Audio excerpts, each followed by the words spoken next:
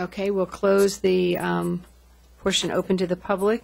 I'm going to invite Dennis Schmidt to come to the podium, and you can shed some light on some of those questions. Thank you. First, I want to say, obviously, I agree that when we get into solutions like this, we have to make sure we cross all the T's and dot all the I's, and we do all of our research. And I can assure the board and the public that we spend quite a bit of time evaluating not only one company, but multiple companies, and compare apples to apples, and make sure that, obviously, we're getting the same solution at the most inexpensive price. When we talk end of life of equipment, we are always talking 5 years after it's sold, when the manufacturer says that we will no longer warranty the equipment. So typically that's not even a 5-year term. That might even be a much longer term. I think the current network equipment in many locations is nearing almost 10 years old at this point. So many of the switches that are in district, including many of the routers that are in the elementary schools specifically, and many of the closets at the high school and middle school, are very much 10 years old. That equipment at this point, if you were to compare technology that was around 10 years ago to equipment that's in use today, obviously technology's changed a lot, and we have different requirements now than we definitely had 10 years ago. So I think from our side, I think when we look at things, we also look at a very, when I talk about a turnkey solution, I look very hard at what is the scope of work. And when I mean turnkey to the department.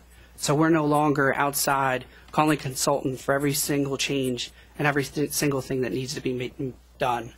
I think there was a very valid point that when you configure a router, obviously you would configure both sides. And I agree with a lot of the statements that were made.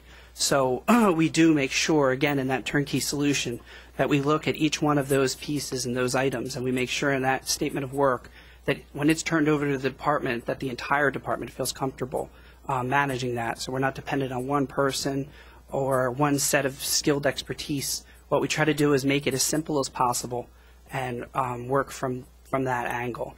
It is quite a bit of money. I mean, I don't dispute that in any way. But what I think I've said to the board, and I've seen from the board in the past when we've worked in finance, is bring a project once and only once, and let's do it right the first time and not come back time after time after time, because the mounting costs of professional services build very quickly. And in a turnkey solution, as I again use the word turnkey to turn it to our department, it's very important to make sure that I don't come back to the board to say, okay, we misconfigured this equipment, it doesn't meet this need, it doesn't meet that need. We have to plan that out from day one and make sure it meets all of the needs of the district. That's one of the goals with the wireless technology here, where we're putting base stations throughout the building, not for one wireless access cart, not for one specific reason, but more of an open campus environment. We've tested wireless in the buildings now for 1 year in all of the media centers and cafeterias, and the response has been overwhelming. The access is wonderful. The staff loves it. The students love it.